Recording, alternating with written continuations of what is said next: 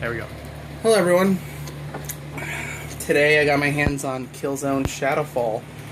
For some reason they're selling it today at GameStop, and so I decided to pick it up because, well, it's Killzone. I was going to buy it anyways. PlayStation 4. Awesome. Show them the back. Alright. Give me a second. Let me get this open.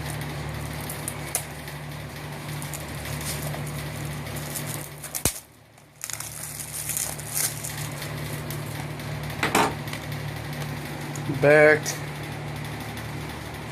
And now it's time to see what's in the case.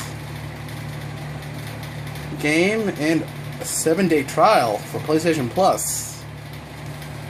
That's going to be quite useful. And that's it. No manual or anything. There's controller settings.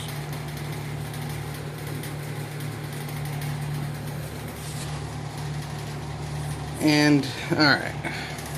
Well, thanks for watching, and this is my unboxing of Killzone Shadow Fall.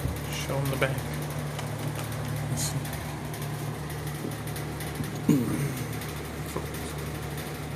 Talk about the 2 to 24 network partner.